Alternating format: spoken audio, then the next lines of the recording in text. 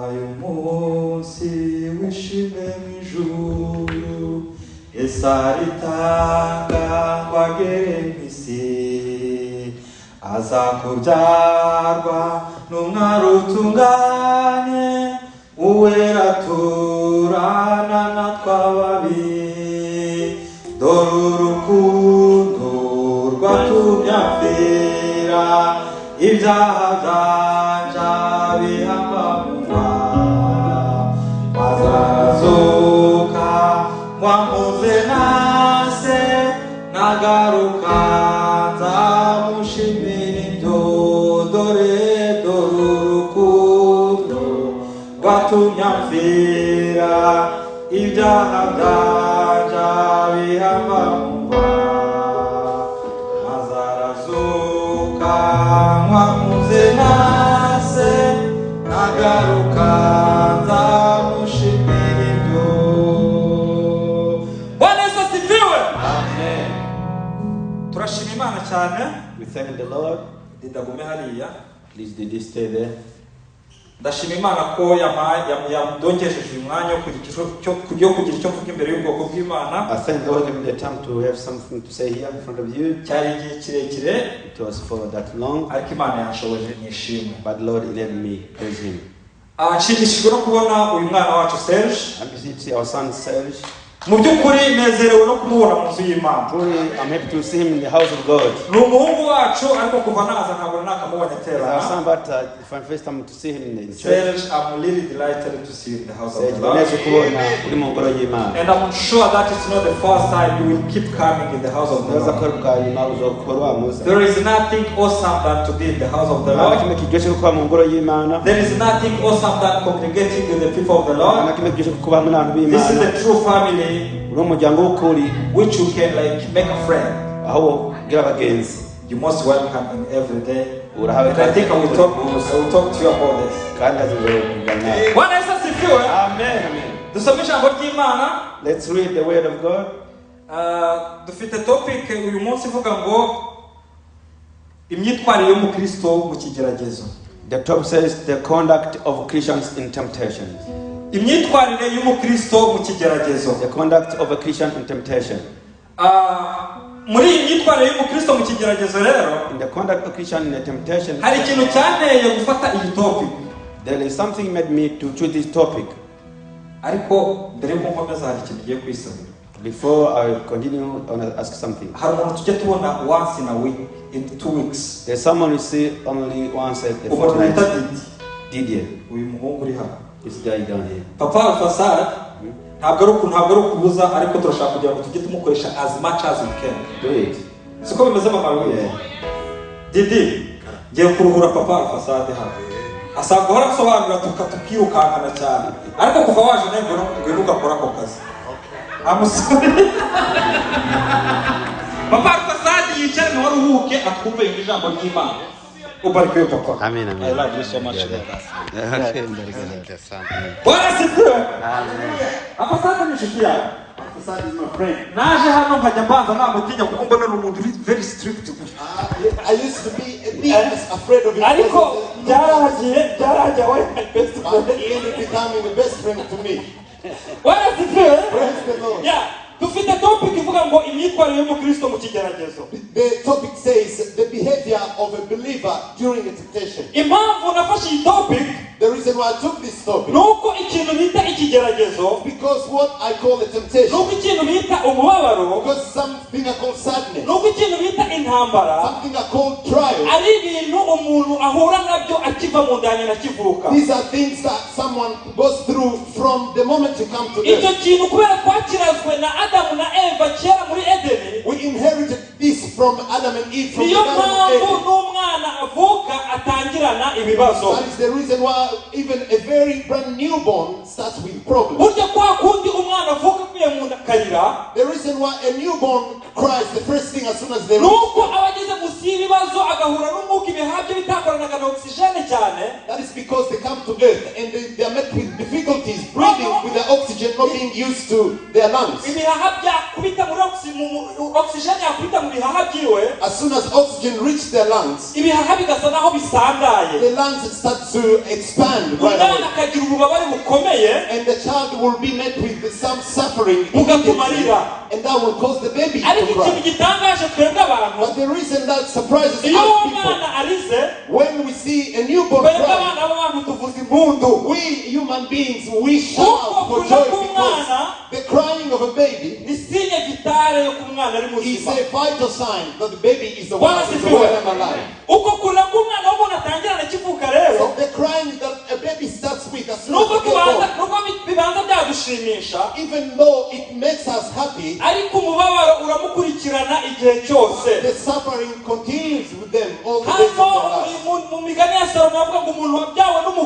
In the Proverbs, it says that everyone who came from a woman's womb, they have a very short lifetime. And all that time is filled with what? Is filled with sorrows. And he comes as a beautiful flower. But in a very short moment, the weather. There's one writer who said once somebody gets born, they're starting a straight journey leading towards their death. And once someone gets born, that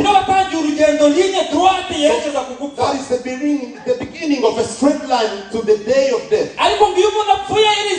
But when you die as a believer, the beginning of a forever life. When you die while you believe in Christ Jesus, that is the beginning of the eternal life. Amen.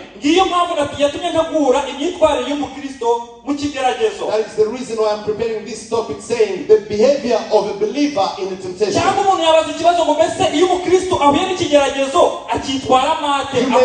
You may wonder, how does a believer behave when they're met with temptation? So I'll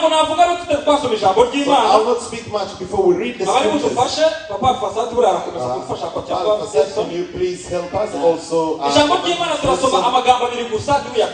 we are reading two scriptures only that I will develop.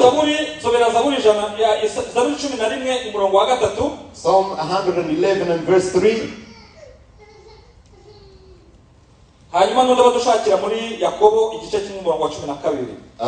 Someone else will be reading in James chapter 1 and verse 12.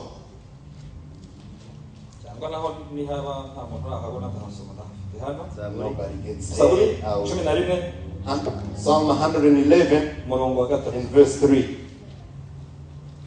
Zaburi ijana cumi na rimwe mirongo gatatu. Igikorwa ciwe ni icubahiro n'ubwiza, kugororoka kwiwe kwama bihe bidashira. Amen. Amen. Zaburi 11 Psalm 11. I'm sorry. Namba matanguri asambuwe. Ivyo umugororotsi yakoze vyapfuye iki? Namba maki?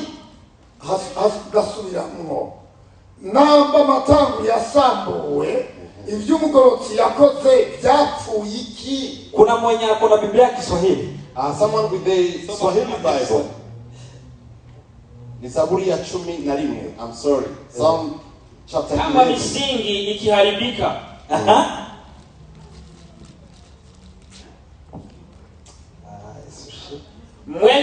Mwenye haki atafanya nini? Kama msingi ikiharibika, if the foundations are destroyed, mwenye haki atafanya nini? What will the righteous one do? Mwenye haki atasimamaje? How will the righteous stand? Kama msingi, if the foundation yenye amesimamia ako imeangushwa, is destroyed.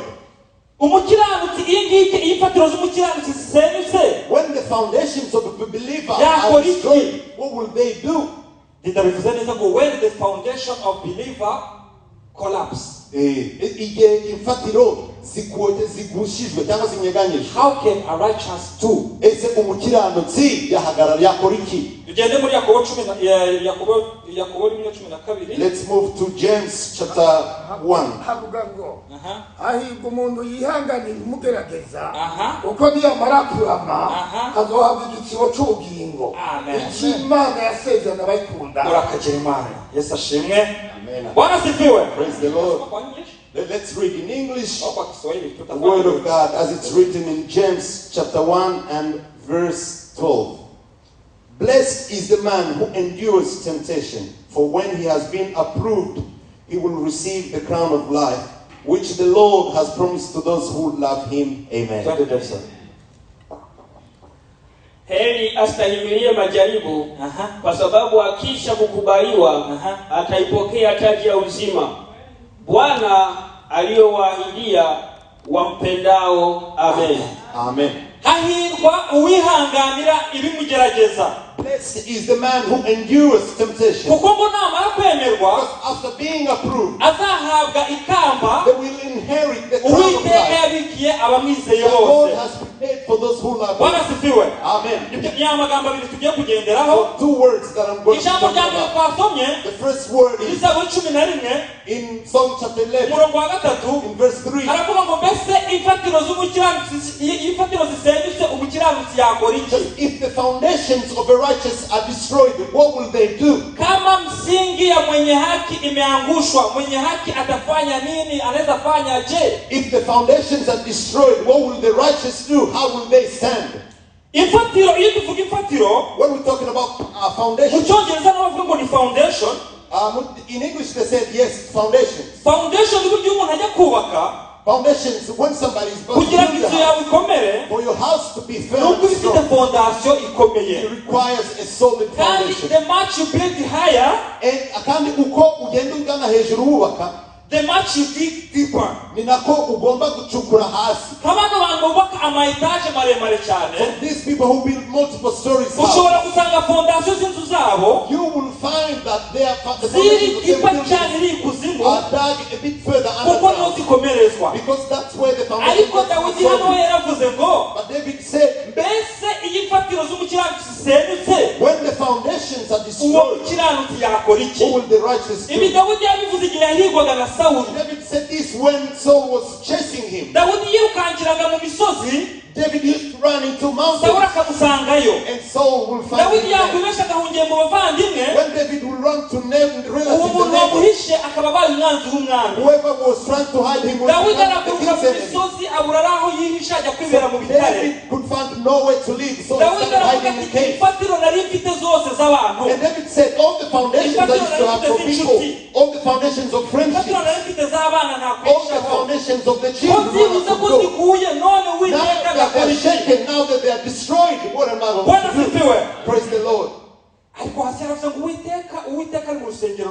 But in other verses he said the Lord is in his temple. So I want to talk about foundations. The foundations that a believer or a righteous has. The foundations of a righteous or whoever has been born is standing on. When we speak of foundation, something that you stand on so that you can be firm. When we got born, there's the one first foundation that I want to talk about. So I could talk about three foundations that a person stands on and they feel like they're firm. Apart from the foundation of the believers, which is Christ himself, there are other foundations that we share as human beings. The first foundation we share, what is it? The first one is life. If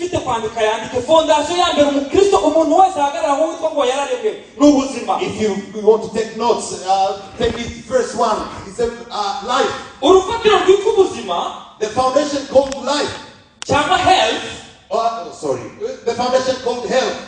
Foundation yitwa ubuzima cyangwa health. The foundation called health. Iyo umuntu ayifite ihagazemo neza afite umubiri if you've got it well and your body is functioning well, while everything is working as it's supposed to, all the systems as we learn them in anatomy, the digestive system, circulatory system, everything. From your head to the toes, when everything as in your system, if you're truly healthy, that's a reason for you to do that. Because when you eat, your digestive system doesn't work well. Don't forget that some people are suffering from the digestive system because you can't digest the food. When your heart is pumping well,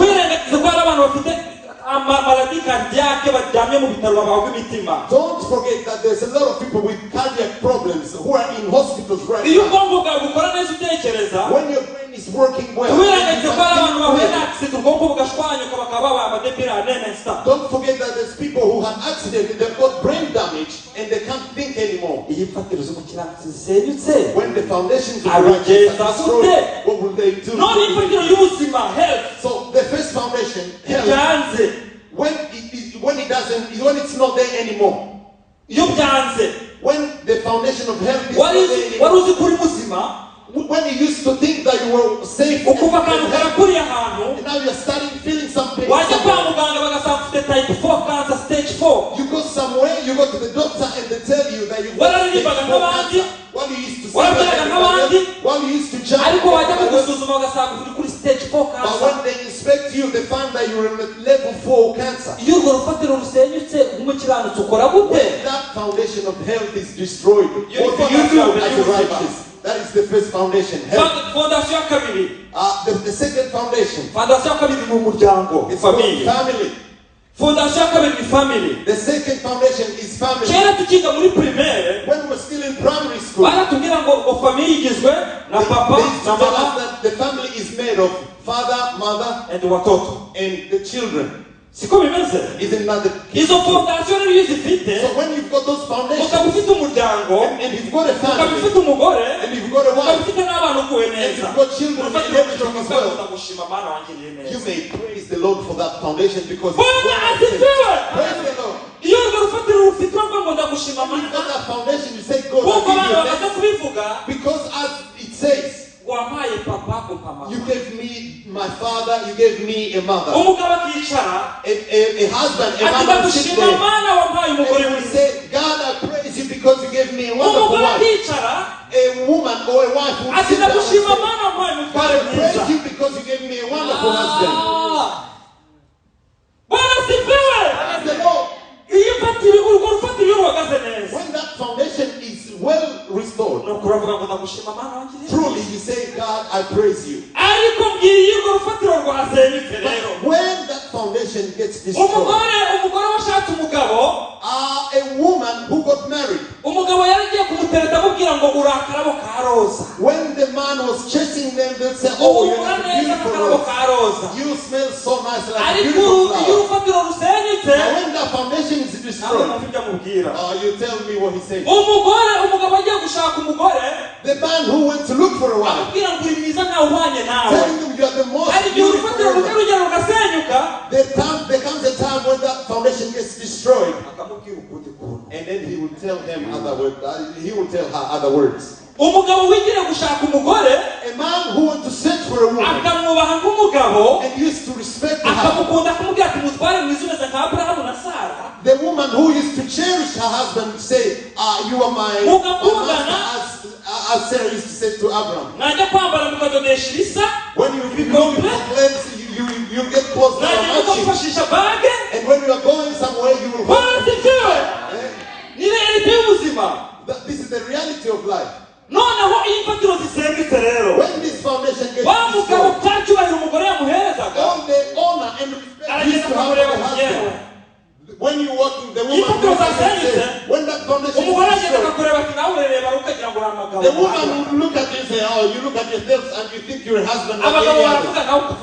All other men will speak and you want to speak too. Other men will go and present themselves as one of them.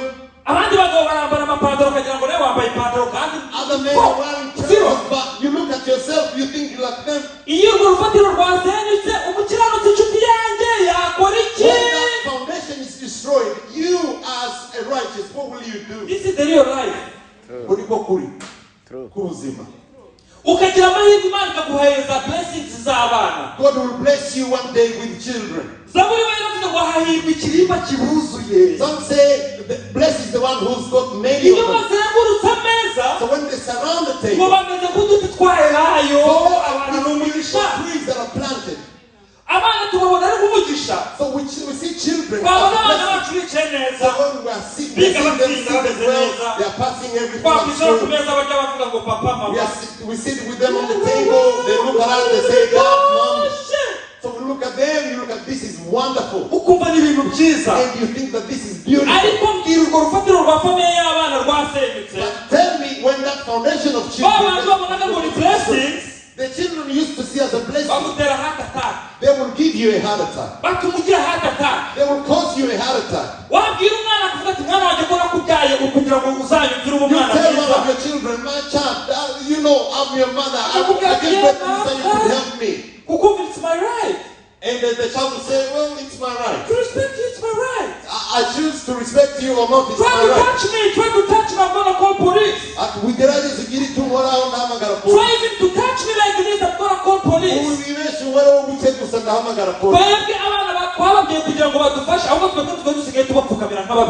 So we gave birth to children so they can help us. Now we parents, we if this foundation gets destroyed, what will the righteous do?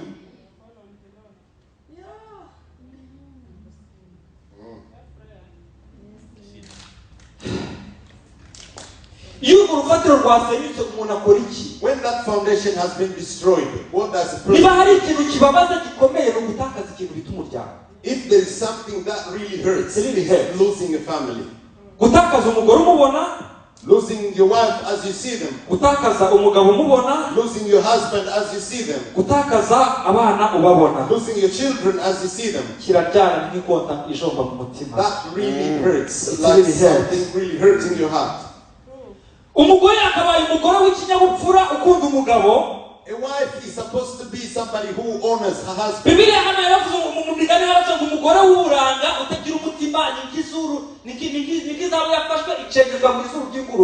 The Bible says that a beautiful woman who lacks respect and honor for her husband is like a beautiful jewelry that has been lost to the nose of a pig. And a man or a husband who does not act as a priest to their family. It's like a foolish who's running on mountains. A child who lacks respect for their parents. A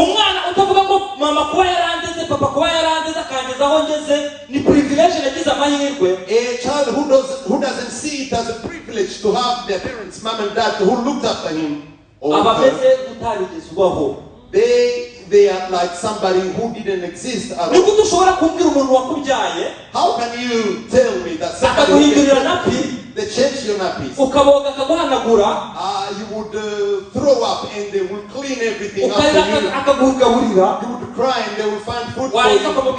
Just nothing before me. And then ukaza ukamubwira uti imbere yanjye ntacyo uvuze.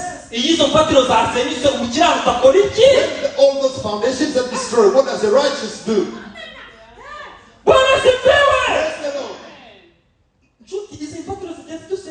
Brethren, these foundations get destroyed and we see them getting destroyed. What does the righteous one do?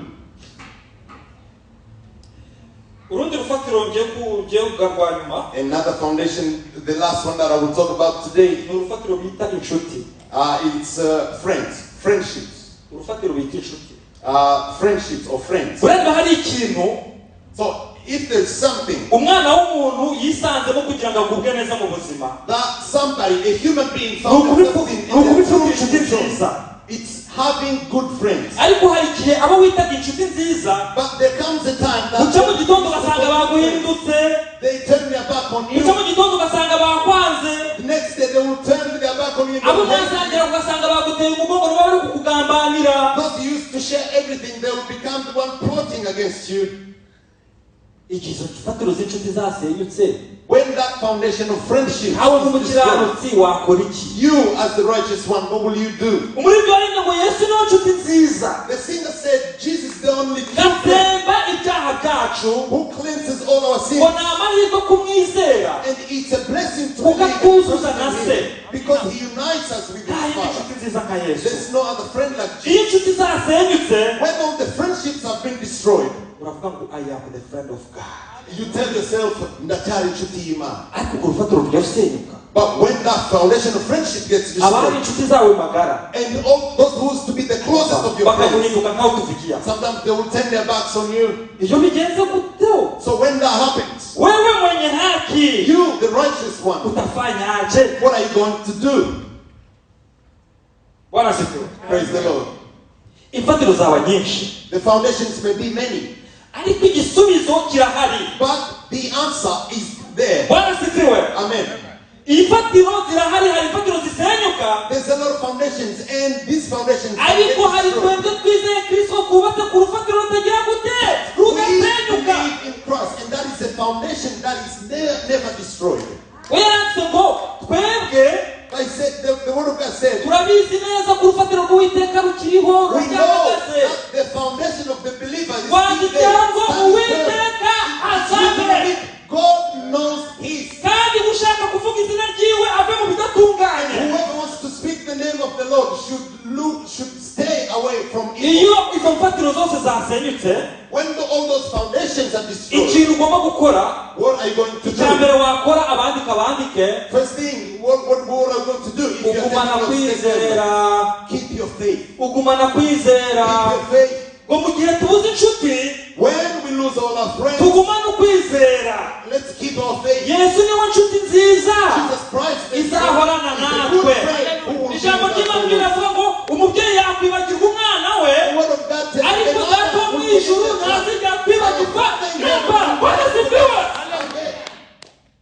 yes.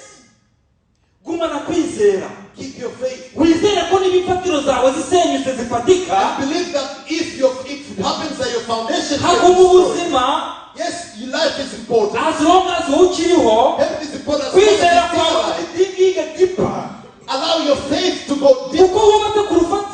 Because you are built on the foundation that you never forget about. The foundation of the Lord is still standing. Amen.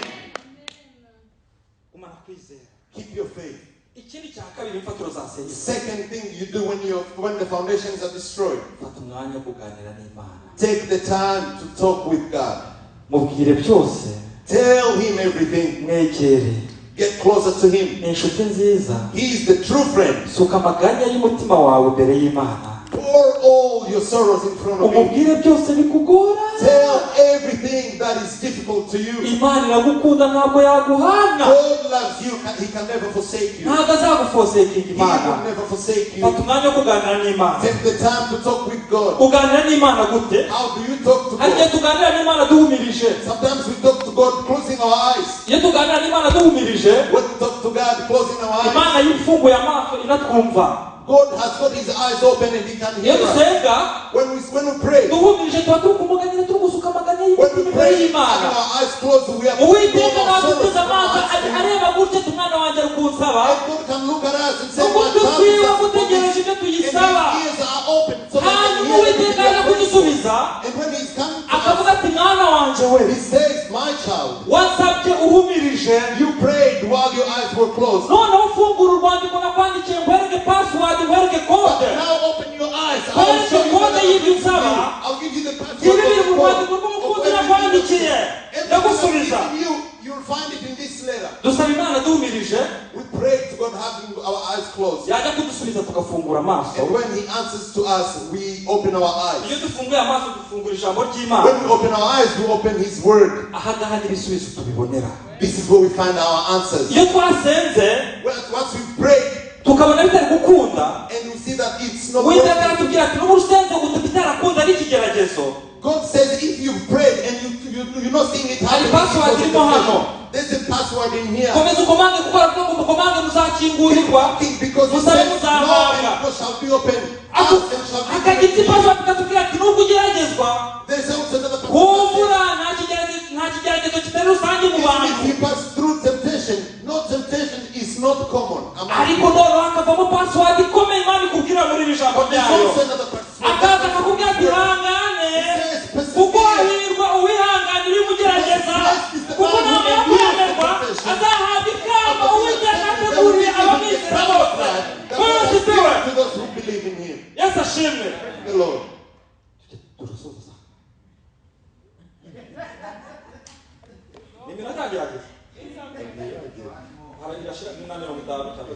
Okay, fine.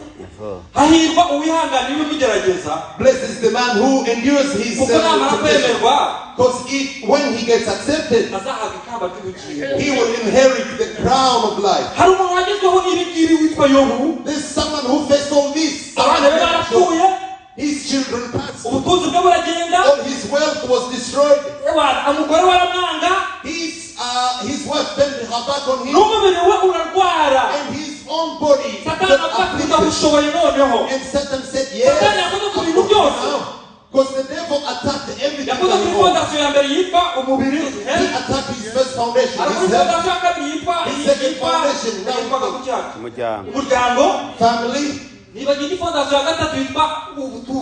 didn't touch upon another foundation called wealth. Yeah. There's another foundation called wealth. The first one is called health. Second one is family. Third one is wealth. The fourth one is children. The fourth one is friends. Because children are part of the family.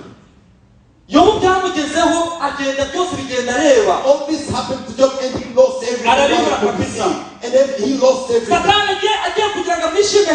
When Satan was about to boast over him, and he said, I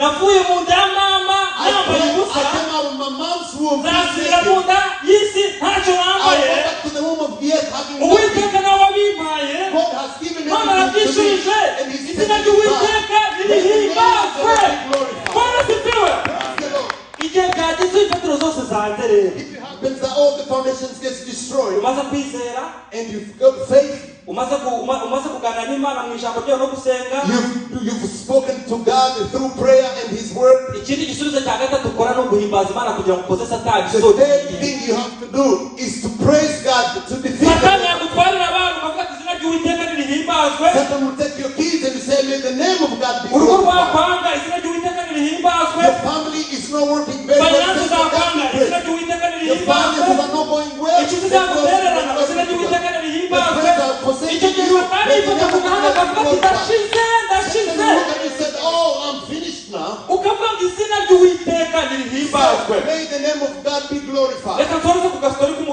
So let me close on this story.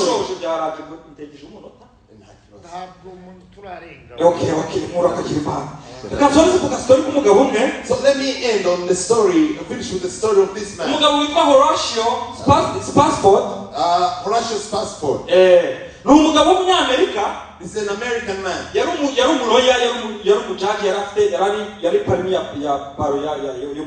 So he used to lead the bar of Chicago.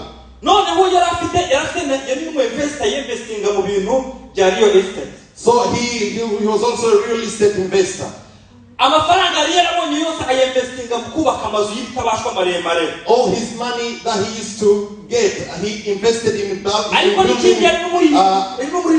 very tall building. But he's also a great singer. He used to write really wonderful music. Then Spassford, so he got a problem. In 1871, there came a strong tornado in Chicago, and all the properties that he had built, a strong tornado came and blew everything away. All the money that he had built up in a very long time, all the investments that he had made, they got blown away overnight. And then he lost his mind. But he said, because of the one I believe is still there, he will give me more. So there was one son that he used to have and 4 girls. So that one son that he used to cherish, my son, you are my best. Where he used to say, and he got his own name. Malaria attacked him and then he passed. So Horatio got terrified. So he had so much sorrow. And then he threw himself into work. He said, now I don't want anything. My only son, I lost him. Now I'll just dump myself into work. In 1873, he said, because I've got many friends in UK, I'll take my family. So we are going to an evangelical meeting. At least we'll enjoy a small holiday, then we'll go. Because he used to have so much work. So he took his wife and his 4 daughters that he had at the time, put them in a boat. So they went to England. In the middle of the sea, the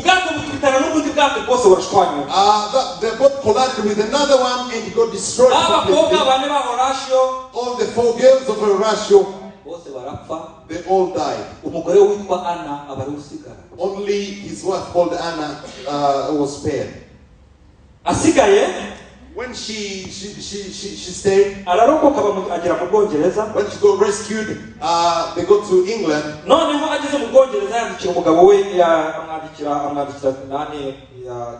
So when she got to England, she wrote a telegraph to her husband who was still in Chicago. Save the Lord.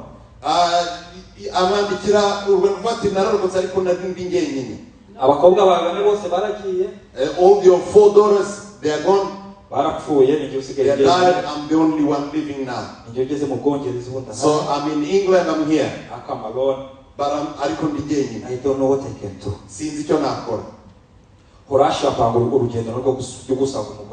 So Horatio planned a trip to go and meet his wife.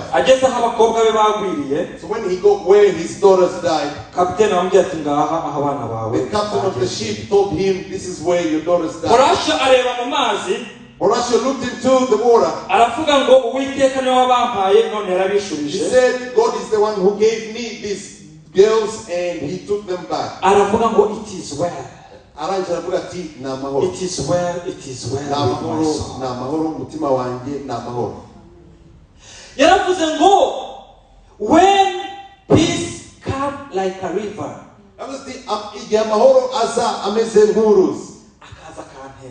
and this comes to me as a river. There is sometimes when the peace comes like a river on me. But sometimes there are other trouble rolls like a sea. As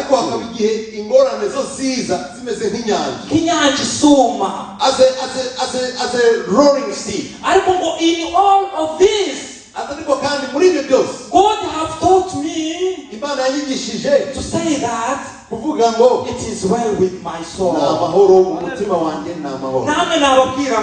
want to tell you today, we are playing in the ground. We are surrounded by so many witnesses. My friend, brethren, what you going through, you will defeat all of this with my soul.